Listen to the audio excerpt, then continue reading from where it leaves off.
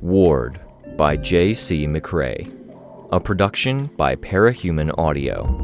Performed by a cast of fans and volunteers. Please visit parahumanaudio.com to learn more. Thank you and enjoy.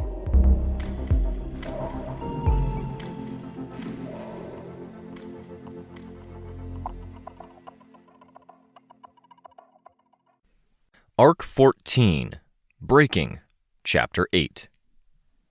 Can anyone do us a big favor? Kenzie asked, distracted. We need somebody to walk over to Theo and Rein and tell them that the surveillance state is our friend. Tell me where they are and why I'm telling them that, and I will, Byron said.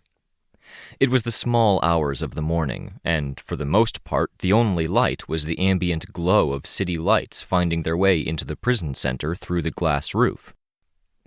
The building's heat led to some of the snow and ice on that glass to find its way in through the cracks, precipitating a series of steady trickles and drips.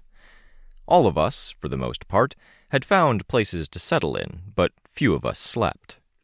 The place lacked proper rooms, and it had the feeling of a labyrinth. A central plaza was set in the middle, while showers, bathrooms, and one room with a purpose I hadn't yet figured out were set around the perimeter. A lot of the walls were paths for guards and guards only, and a lot of the hallways had thick glass windows with guards on the other side, with gaps and apertures for guards to fire through. A lot of the hallways, ours included, had a faint 4 or 5 degree incline, not so much it was impossible to settle, but enough that it was hard to rest easy without feeling like we'd roll down the hall. Byron was in prison clothes now. Tristan hadn't wanted to keep his brother in reserve as the hours crept forward, and so we'd had to find an excuse to swap them out. Laundry was handed out on a requirement basis, and after some confusing discussion and pantomime, we'd requisitioned an outfit. The twin that was swapped out wore the armor, which made the swapping something that had to happen in a bathroom stall. They're in the courtyard, southeast corner. I think they're trying to follow the rules, but they're not quite in the camera's range. I would bet if they stay in a blind spot like that, the guards are going to harass them. And we want to stay where the cameras can watch us, Byron said. He looked up at the cameras in our hallway. Got it. He pulled himself to his feet and walked off. Agents in hallway to our left and middle, Kenzie said, sticking an arm out to indicate the hallways. I can't say for sure that they're going to be problems, but we take the right hallway to get to the central courtyard and there isn't going to be a problem for sure. Yep, pretty sure. Stay in sight. Stay clearly under the cameras we were in a position to manipulate and be model prisoners. That was the game, the charade.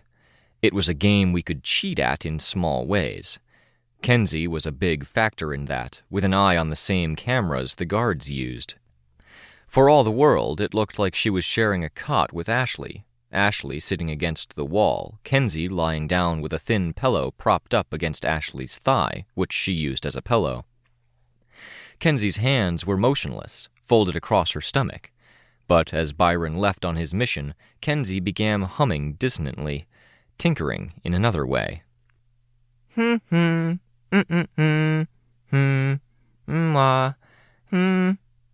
There was no musicality. It even bordered on anti-music. Kenzie, you're cute and all, Vista said, and her voice had a burr of tiredness in it.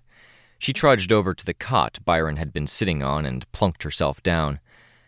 But you are going to get shanked if you keep that up. Kenzie tittered. Don't make me laugh. You'll make me mess up the sequence. Does it have to be done tonight? Vista asked. No, I can finish programming tomorrow, Kenzie said. She turned onto her side, eyes pointed the way of Ashley's knee, then twisted around almost to face the opposite direction to look up at Ashley. You okay? Your leg isn't falling asleep? You're fine, Ashley said. Darlene's throwing me off with the sequences anyway. She's staying up tonight to keep an eye out in case I need emergency help or hands elsewhere. She's giggling because both Candy and Chicken are snoring. It's like dueling banjos, but snorty. She's trying so hard to not laugh so much she wakes them up. You stay connected while you're asleep? I asked. Sometimes. The first time we did it, Darlene fell asleep by accident, so there was nobody to cancel it, unless we wanted to wake her up on purpose. Then, that was the same night someone, I'm not going to say who, they had a nightmare. Really spooky when it happened, because you're paralyzed while you're asleep, but you'll jerk and twitch and your heart rate goes up and stuff. So I thwacked my hand against my bedside table to wake everyone up. A little too hard. It still hurts a bit. Might be a little too much if you're always connected, I said. Maybe, but it's kind of nice having company when falling asleep, you know? It's only been good dreams ever since. I can feel them breathing, and it makes it easier for me to breathe when it's dark and I start thinking about spooky stuff. Do you have trouble breathing? I asked. Panic attacks? Not actual trouble, but everything feels heavier, you know?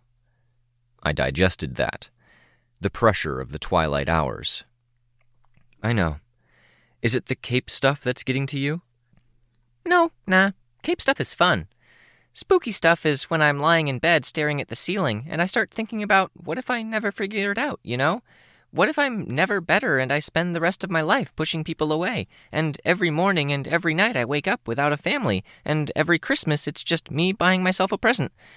Always just me, you know, smiling, smiling, smiling, trying to keep busy making Christmas treats for the needy for church events and still doing tinker stuff because that's going to be in my life forever. Her voice was taking on a wobbly cadence like she was finally drifting off to sleep. You'll have me, Ashley said. It's hard to get rid of me. Yeah, but, Kenzie said.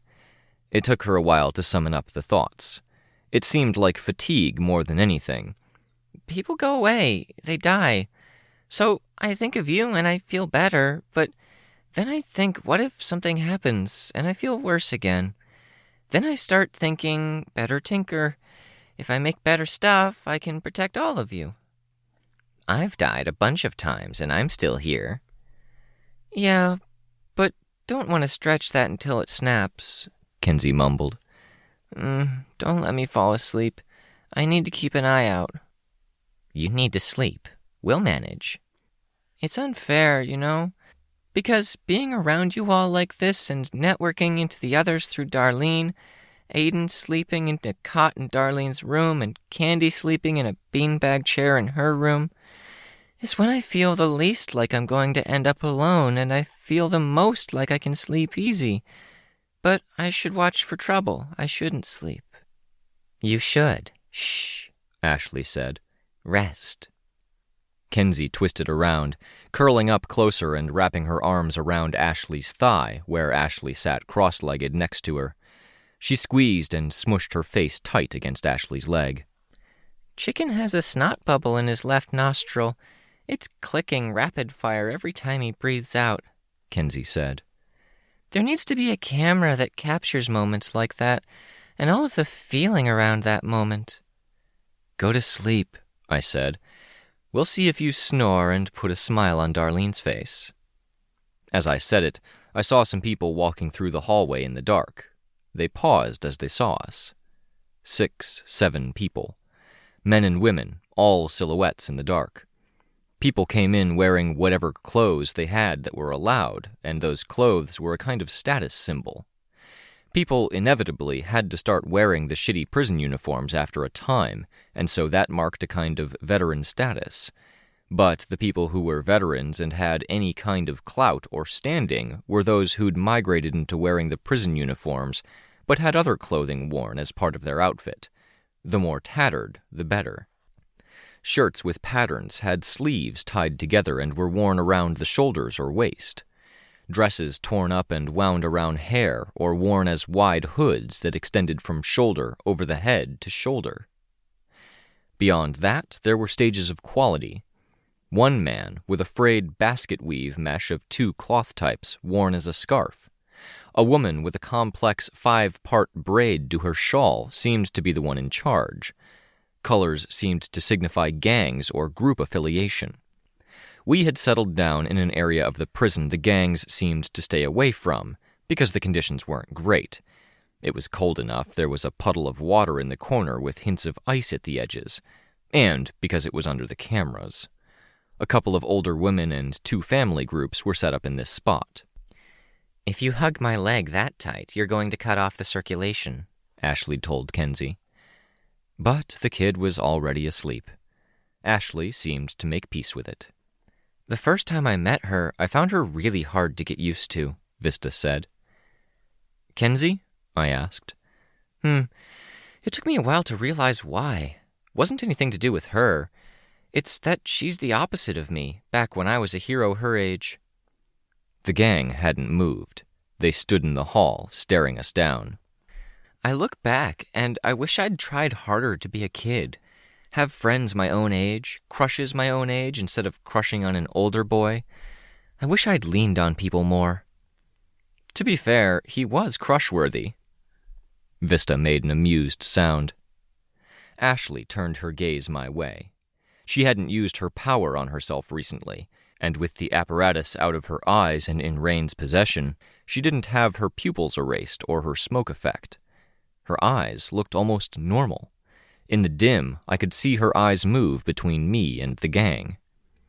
"Yeah," I said, nodding slightly. "Yeah." Ashley nodded.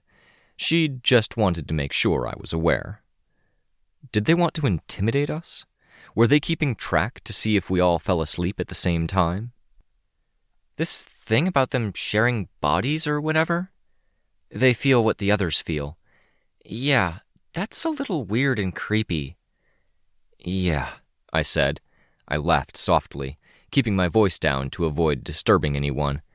"Absolutely, but it's complicated. Keeps her mind off of the idea of a lonely Christmas," Vista said. "That too," I said. "We'll talk to her about it." "I don't want to begrudge her anything she needs or wants," Ashley said, "even if it's bad." She made air quotes as she said it. When she lowered her hand, it rested on top of Kenzie's head. "Bad is bad," I said, but I'm not sure we're talking about the same thing. "If her path to happiness means weirdness or blackmailing her parents or staying up late tinkering, then I'll support that," Ashley said. "Don't get me wrong, I don't think it does require those things, but if it did, or if it does in the future, I wouldn't necessarily stand in her way." I wasn't sure how to respond to that. Byron, Rein, and Theo came back, walking down the hall. They didn't slow down as they got closer to the gang. I thought about my options. How hard I could hit people, how fast I could move with flying without betraying that I was using powers. I stood and stretched so I'd be ready. Vista pushed herself up from a position where she was sort of lounging to a proper sit. Looking at all of us, the gang leader with the shawl braid nudged her lieutenant. Without a word exchanged, the gang broke up, a good portion of them walking off in the direction of the showers. It wouldn't stay that easy. I'd had Kenzie reach out to Citrine, and Citrine would apply a bit of pressure. The wardens would do the same, hopefully. That gave us a clock, a period of time where we needed to play by their rules and avoid getting caught in their traps. We could give them no video evidence, nothing that could be cut out of context, and no excuses. If we did, then they would move for harsh punishment. Kenzie had confirmed they didn't have audio. They did have video. They kept tabs on us with soldiers, and with her eyes on the camera, she'd confirmed that some prisoners had entered the facility, possibly from another similar building. Some of them were like the gang leader with the braided scarf, arriving dressed and acting like veterans with some clout. And, Kenzie had observed, using the cameras, that these people had gone straight from the entryway, a different one than we'd used, to find us. Now they remained in our periphery. They would adapt. As the clock ran down, they'd be more willing to force an imperfect conclusion over a perfect one. I sat back down on my cot, being careful not to disturb Sveta, who was sleeping. Beneath the 2 blankets she'd draped over herself, her body had partially disassembled, shoulder and rib cage dissolving into straps so she could more easily lie flat on the angled hallway. Byron looked over at Vista, who had stolen his mattress, and then started to look for another.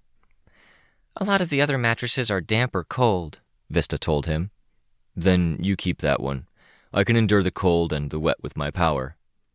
Don't be dumb, Byron, she told him. I watched him hem and haw for a second. Not dumb, he said. Just complicated, Rein volunteered. Byron nodded. Come, sit. We can talk about it, Vista said. Or say the word and I'll find another spot. He walked over and he sat. Rein and Theo found their own cots. If Rein was bothered by the quality of his mattress, he didn't comment. He'd carried his issued blanket with him and draped it over himself without much of a care. Gollum, meanwhile, just sat. What are the rules or boundaries? Vista asked. What? Byron asked. Like, just for the sake of argument, if you were to start seeing a girl, what are the rules of engagement? I turned to look at Vista, my eyes widening. She ignored me. I'm not sure I would. I don't think it's fair to the girl. Too many hurdles, too much baggage. We all have baggage. We could all die at any time. That's life as a cape. Put those things together, and if we wait to get over our baggage, we're liable to end up dead before we get anywhere. Morbid pickup line there, Vista. True. It's still messy if you ignore all of that. If we expect to die sometime soon, we don't want the meantime to be full of angst and anger, right? Right. So we talk, negotiate. Where are we at, Byron? If a girl says she likes you, what does it take? What's off the table? I could make an educated guess, but I don't know. I thought I had a good idea of it before, and then things all went wrong. Couldn't go to third base, probably not even second. I'd hesitate before even kissing, and if the line's drawn there...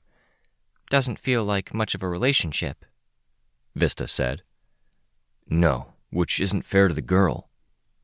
Your kid teammate over there was talking a bit about finding her way to a less lonely place, protecting those close to her, having people she's connected to while she sleeps. They're doing it while they sleep? Byron asked, alarmed, leaning forward to get a better view of Kenzie. Is that just because of this whole thing, or... Focus, Vista said, pushing him back down to a sitting position. Can't do anything about it. Uh-huh, he said. Vista had pushed him down, and she didn't move her hand from his chest. I think you're cool. I like the words that come out of your mouth when you talk. And I think Tristan's really neat, too. I think he's fun and he's good company. If you want to try to figure out what you and me look like, and if Tristan was cool with it, I'd want to try. You, me, Tristan, and what I imagine are a whole lot of rules and boundaries that keep things peaceful. Did you talk to my team to figure out how to approach this? Nope.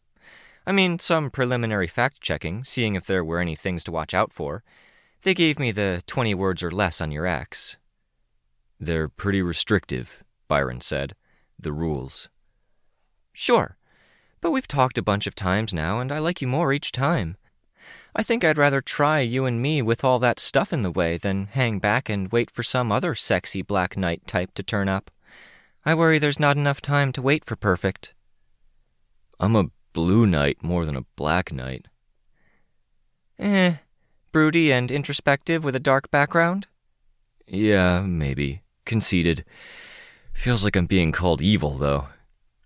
You can be a dark knight without being evil, trust me. If you were evil, it would be a total turnoff. Speaking of turnoffs, you were supposed to pay more attention to when I called you sexy. That's harder to navigate. Yeah, just say you feel flattered.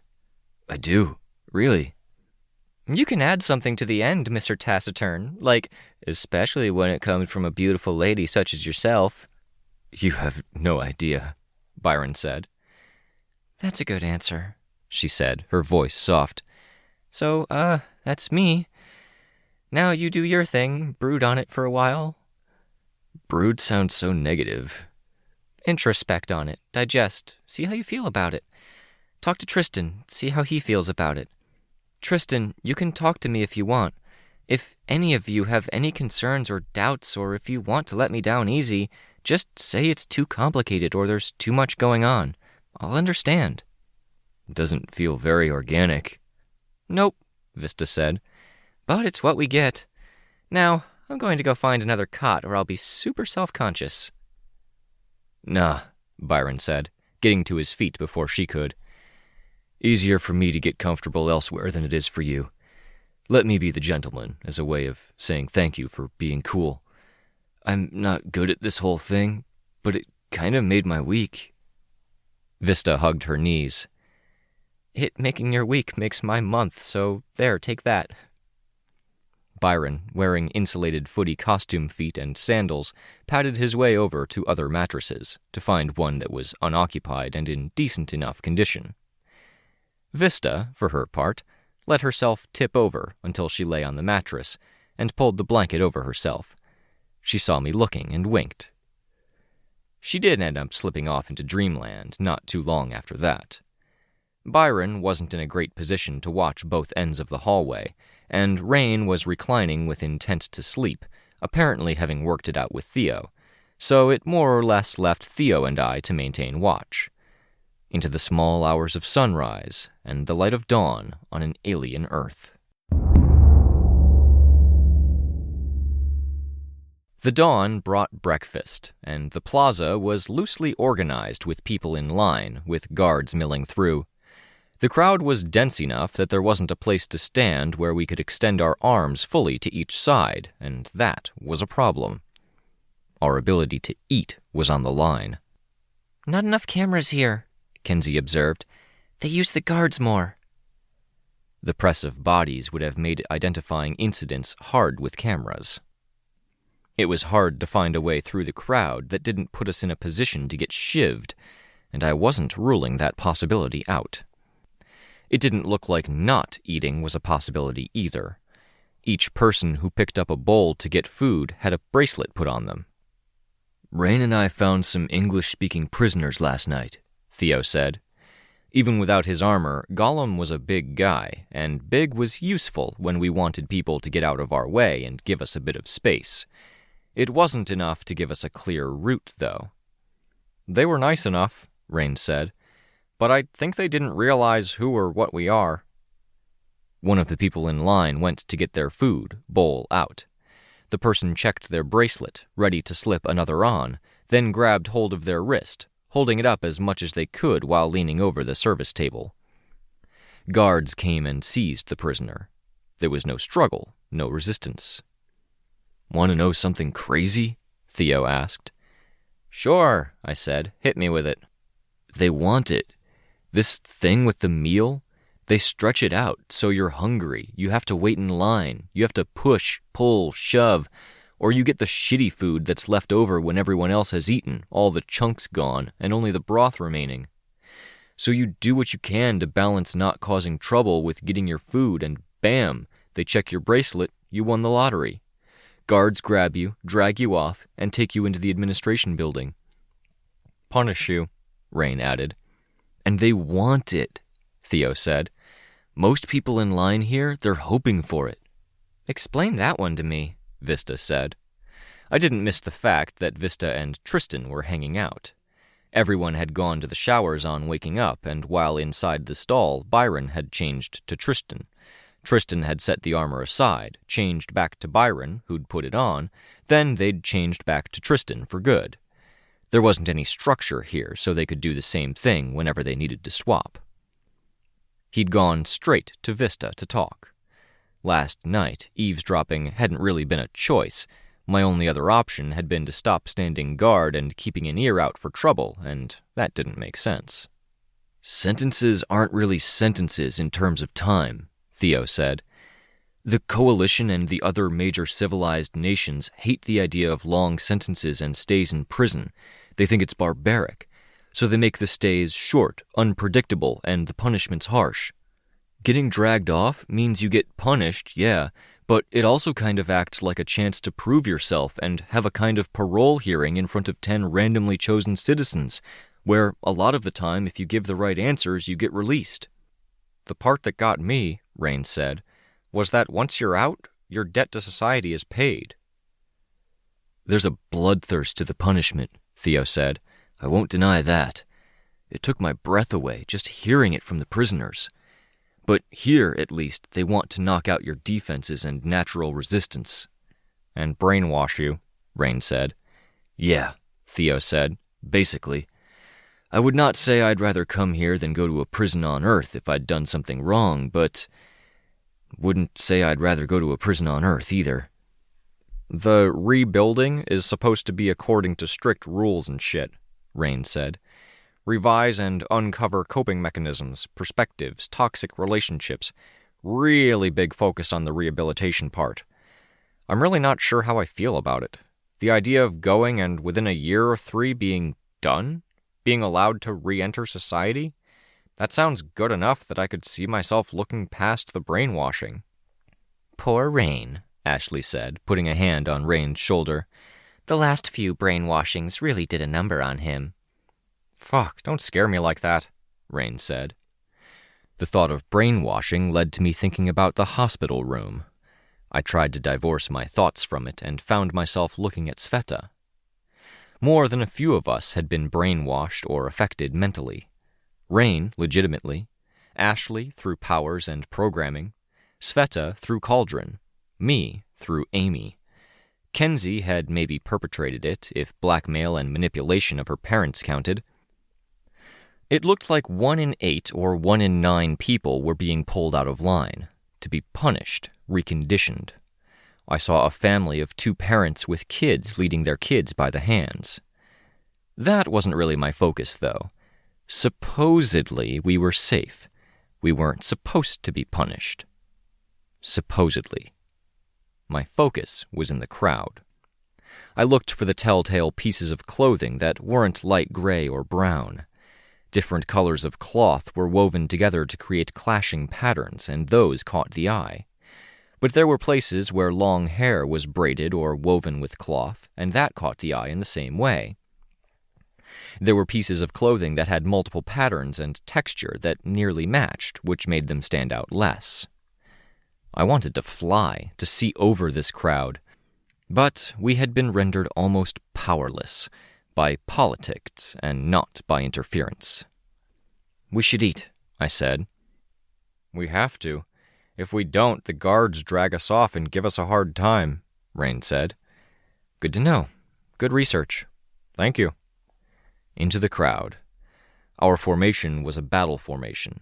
2 people watching our flanks, 2 up front, 2 at the sides. Our most vulnerable member was in the middle. Guards moved through the crowd, jostling people, pausing to question or check them. A whole group of people walked in row and column, the crowd parting, as they carried covered bowls to the large room I'd observed before. I'd had a glimpse of the space as I walked to the showers earlier. It was now partitioned off into sub-rooms. Apparently, there was a subgroup of people who viewed eating in public or eating communally to be the equivalent of taking a shit in the company of friends. Curtain partitions and a mutual expectation to eat in total silence allowed them their privacy. I saw gang members with prison uniforms and accessories fashioned of old clothes in the midst of the crowd. One guy, huge, with a cloth wrapped around his hands like a kickboxer might do. A woman with a strip of material with a tight knot at the end had been stopped by guards. As we passed, she and the guards she was talking to looked at us. Group of weirdos just hit the edge of the crowd at our 7, Kenzie said. Weirdos? Be more specific, Rein said, turning to look. All dressed in black, bright bandanas. Camera quality isn't great. Yeah, Rein said. And guards, Ashley said. The heads up was late, because the guards were moving through some of the densest parts of the crowd. They passed the part of the crowd and set their sights on us. Kenzie discreetly passed something up to her neck before popping something else into her mouth. She turned to Rein, motioning toward his sleeves. Only another moment or 2 before they were here. Rein pulled it out, fumbled with it for a second, too long. Kenzie reached out, pushing the pronged apparatus into Rein's midsection. It was set to phase through, but Rein winced like it hurt. Sveta took the other from Kenzie's hand and passed it under her top. Guards forced us apart, proceeding with a pat-down. They were young, no older than Tristan, and their expressions were hard. their hands rougher, checking us over quickly. It was a mistake to think the guards and security cameras were enough. The same woman with the braided shawl from last night stepped out of the crowd. I'd expected a shiv, something prison issue that had been honed to a point. Failing that, I expected a flail or weighted object. Not so. She flung out an arm in our direction, and something lemon-shaped, metal and the size of a golf ball came our way, a thread or wire attached. I reached out to swat at the tiny lemon, ready to use my power, timing the wretch with the swat, and then reconsidered. Power use. Could I get away with it? I could. I would have, but my hesitation threw off my timing, and I was a hair too late. The projectile whipped around my hand, carrying the wire with it.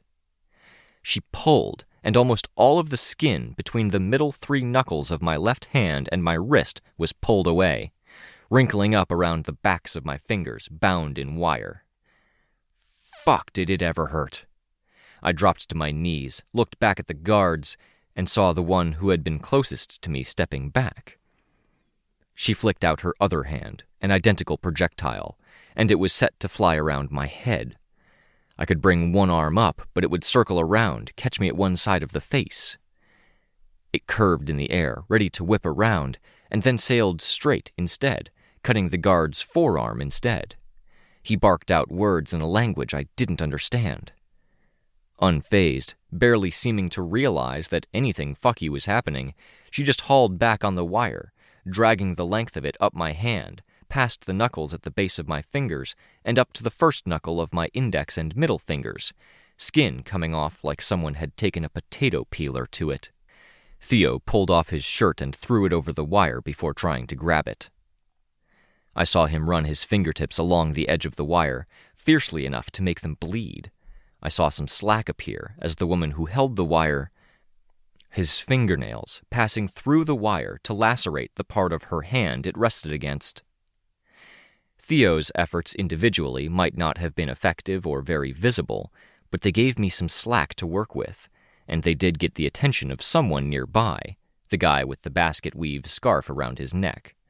Almost Theo's size, he barreled out of the crowd and kicked Theo hard in the side of the stomach, sending Theo sprawling into the wire, causing me and the woman with the braided shawl to fall in his direction as he fell on the wire. The wire came free, mostly because it had finished its journey, starting at the base of my wrist and scraping its way up to fingertip. The pain was blinding, and I was dimly aware I'd lost 2 fingernails along with a good bit of skin. They say swearing has an anesthetic effect, making pain easier to handle. I couldn't bring myself to worm out a word, but I managed to make a noise that anyone, in any language, would interpret as something between scream and invective. Guards barked words in their language, grabbing and pushing to keep my teammates from helping. More guards came, only adding to the obstruction, but they didn't step into the midst of this. The woman started to reel in her weapons, and I stepped forward, planting my foot on the threads and the wad of my skin that had come off, probably with fingernails attached. She stepped back, dropping threads, and turned her body away, almost a fencer's pose, to hide what she was doing with her right hand. People had backed away enough I had a moment. I stooped down, using my good hand to scoop up Theo's shirt. She threw another of those lemon golf ball yo-yos with thread spooling out, and I used the wretch, defending myself just enough that the thread would glance off, be pushed away by the wretch's expansion. A second later, I canceled it, throwing the shirt up and letting it catch on the wire. I grabbed the cloth and the wire, and used the wretch to ensure my grip was secure and that the wire wouldn't cut through cloth and into my hand. I wasn't sure what happened next, as I tried to throw it down so I could step on it and make reeling it in hard. It could have been the wretch, reaching out with another hand and tugging.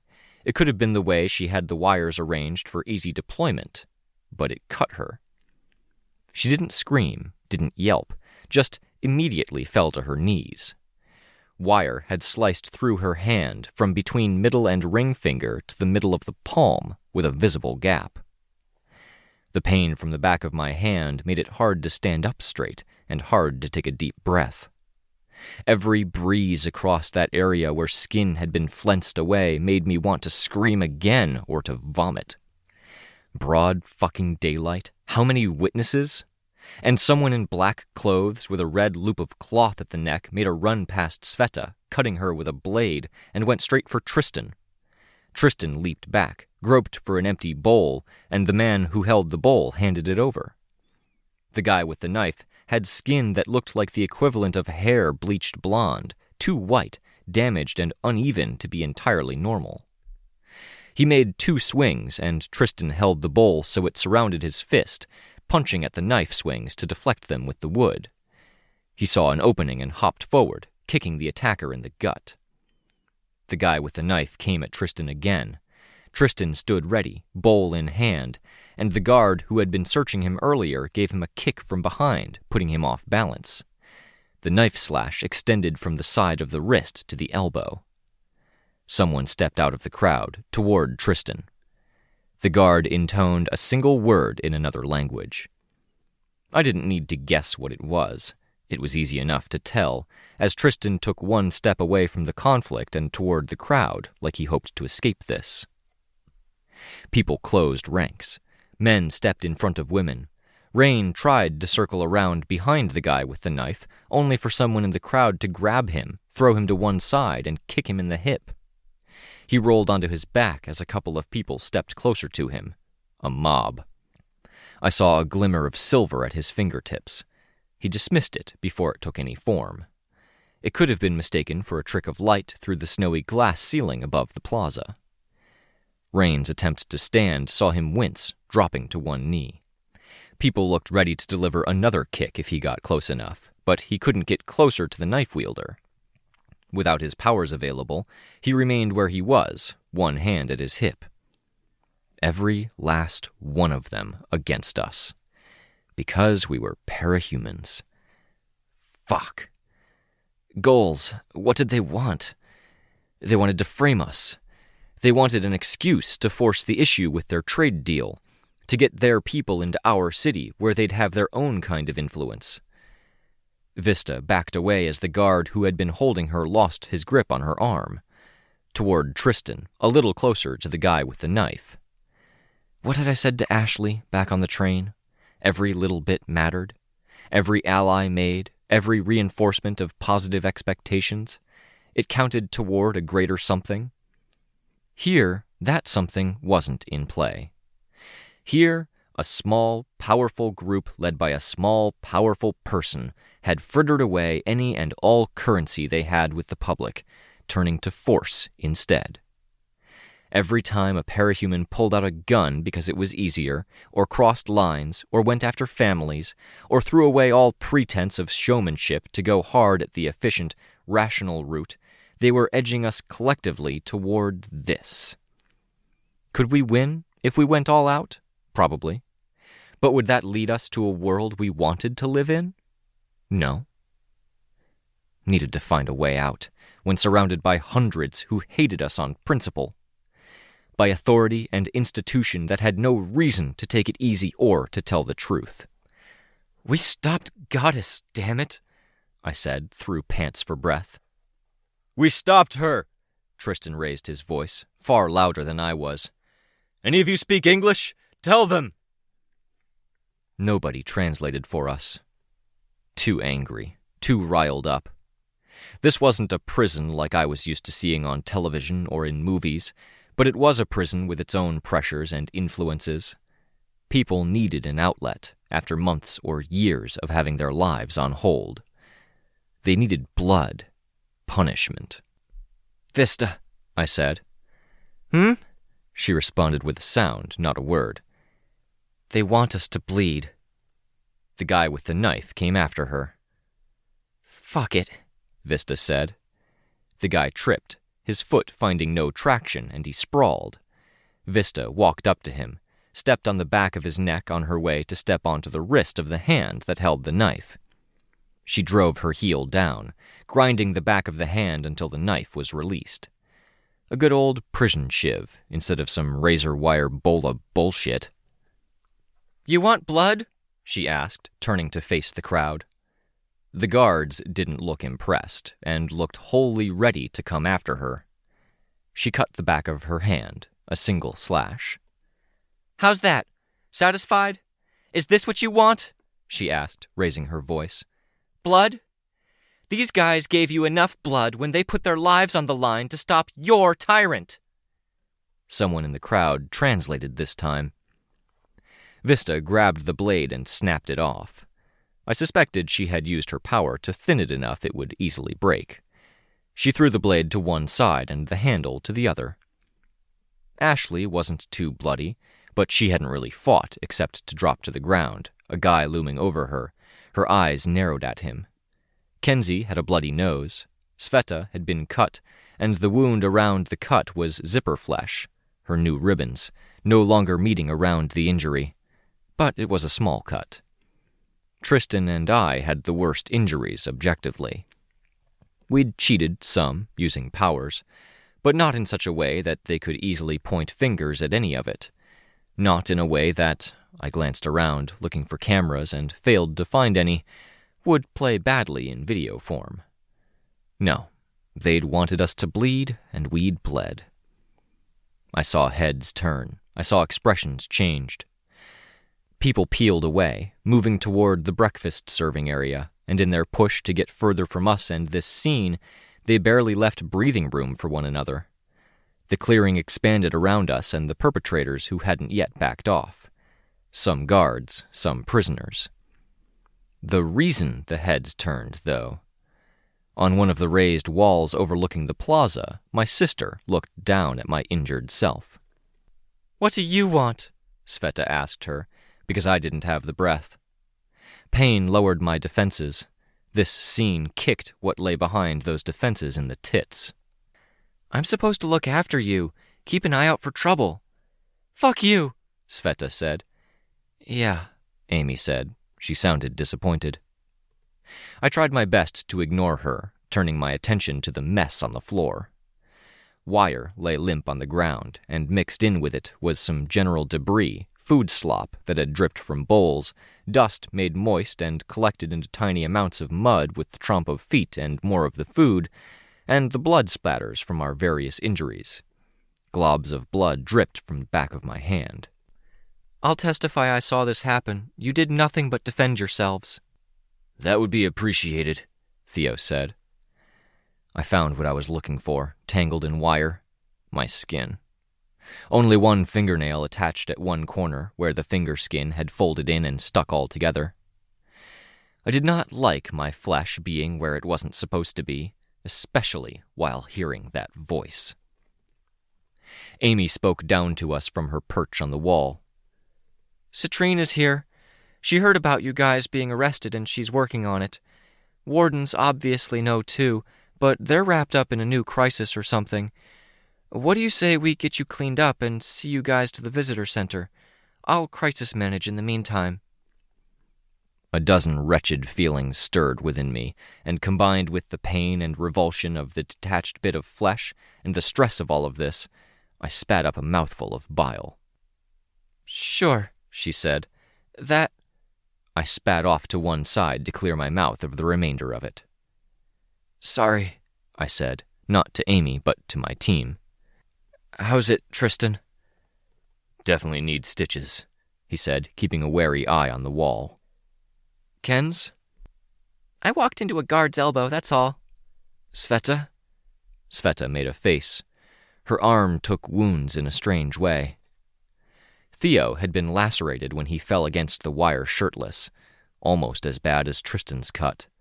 Vista had the cut on her hand. "Let's get looked after," I said. The part of looked almost saw me vomit from purely reactionary factors again. "Go see Citrine."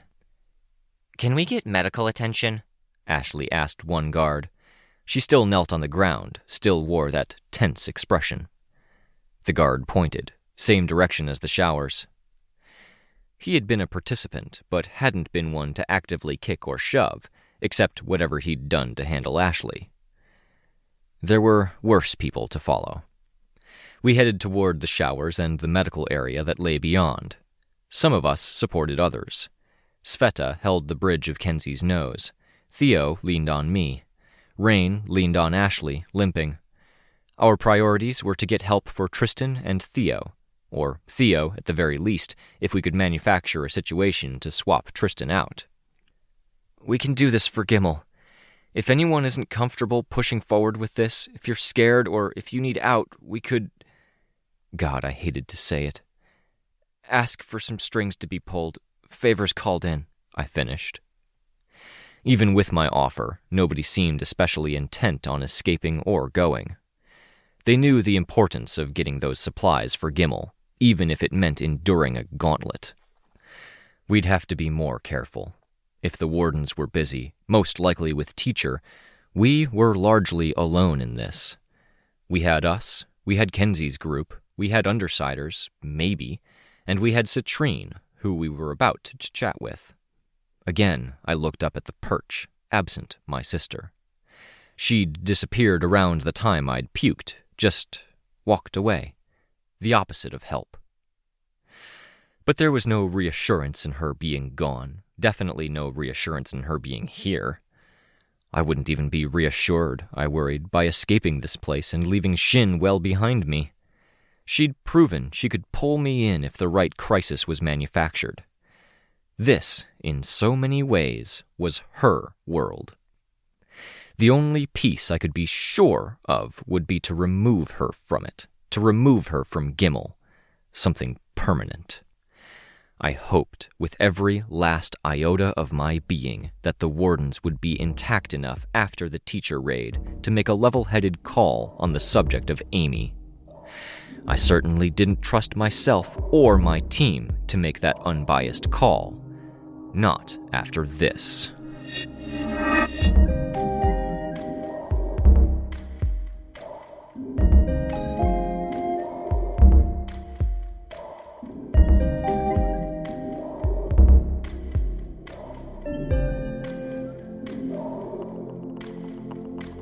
This was a production of Ward by Parahuman Audio.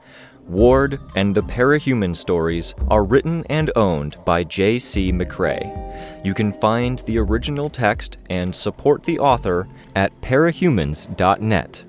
For more of the Ward audiobook, as well as other community works, please visit parahumanaudio.com. Music for this chapter was by Evan Witt. Find out more at wittynotes.com. Editing by The Violet Legacy. Find them on Twitter at The Violet Legacy. Narration by Robert Rein Ramsay. Find more of their work at our website. Thank you for listening.